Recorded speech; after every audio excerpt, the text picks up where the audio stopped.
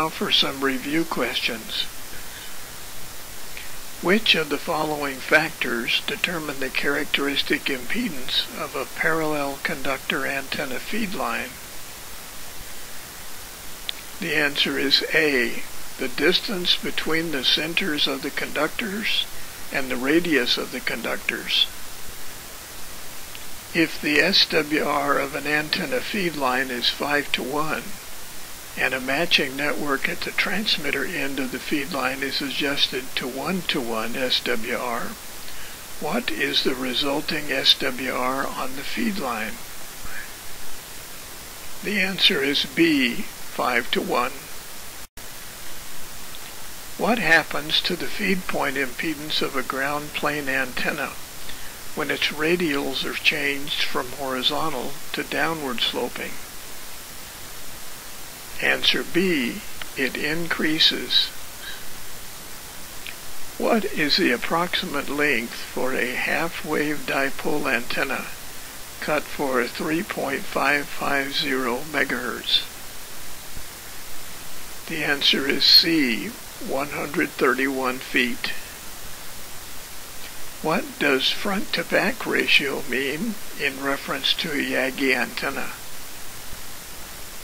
C, the power radiated in the major radiation lobe compared to the power radiated in exactly the opposite direction. Approximately how long is each side of a quad antenna reflector element? B, slightly more than a quarter wavelength. At what height above ground is an NVIS antenna typically installed? Answer D, between 1/10 and 1/4 wavelength. What is the primary purpose of antenna traps? A, to permit multiband operation. Our next subject is high-frequency radio wave propagation. Above the Earth, there is a layer of particles known as the ionosphere, and it reflects radio waves. This allows us to communicate beyond the horizon. There are ground waves that hug the Earth, sky waves that go through the ionosphere or are reflected back by the ionosphere, and the skip zone, that is the distance between the transmitting antenna and where the sky wave hits the ground again. There are several layers to the ionosphere at different heights above the ground. Two of the layers, F1 and F2, combine at night. Radio waves are bent by the ionosphere. There is a critical angle above which radio waves penetrate the ionosphere and are lost into space. When we want to talk to someone at a station beyond the horizon, there are two ways to get there. One is called the long path, and the other is the short path. Generally, we use the short path, but sometimes the long path actually works better. When you are using a directional antenna, an azimuth projection map centered on your location is a big help. The maximum usable frequency, or MUF, is the highest frequency to reach the desired destination. You always want to stay below that MUF frequency. There are many factors that influence the MUF. The lowest usable frequency, or LUF, is the lower limit of usable frequencies. You want to operate above the LUF. Internet charts such as this one for 40 meters are handy for showing areas of daylight and darkness, as well as the MUF and the LUF. Here is the chart for 20 meters. Notice that the MUF is much further out than 40 meters. This 10-meter chart shows the influence of the skip zone. The ionosphere goes from being a good reflector of radio waves to being a poor reflector and back to being a good reflector on an 11-year cycle. Right now we are just coming out of the low spot in that cycle. Conditions are improving. This is a good time to be getting your general class license. The hardness of the ionosphere is determined by sunspot activity. The more sunspots, the better. This is a picture of some sunspots compared to the size of the Earth.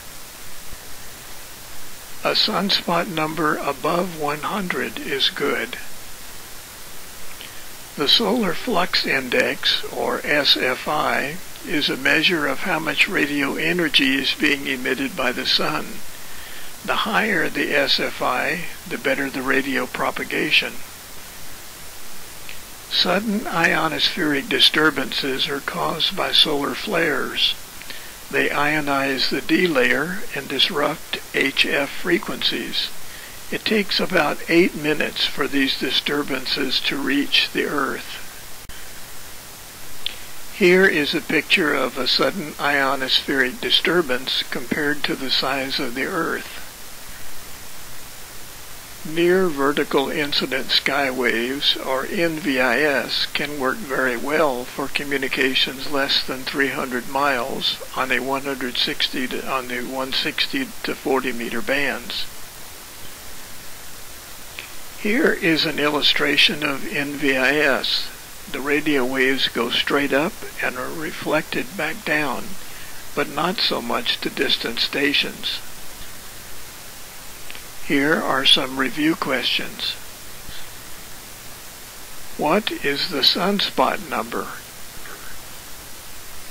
The answer is A, a measure of solar activity based on counting sunspots and sunspot groups.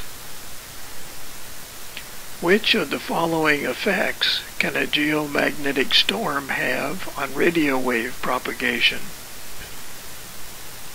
Answer B, degraded high-latitude HF propagation. What is a possible benefit to radio communications resulting from periods of high geomagnetic activity? Answer A, aurora that can reflect VHF signals. What does LUF stand for? A, the lowest usable frequency for communications between 2 points. Why is the F2 region mainly responsible for the longest distance radio wave propagation? C, because it is the highest ionospheric region. Which of the following antenna types will be the most effective for skip communications on 40 meters during the day? B, horizontal dipoles placed between 1/8 and 1/4 wavelength above the ground. For review, if you've not already done so, read Chapter 6 and 7. Also review questions G3A, G3B, G3C, G9A, G9B, G9C, and G9D. Your homework assignment is to read Chapter 8, also to review questions G0A and G0B, and also to use the practice exam CD in the back of your study guide.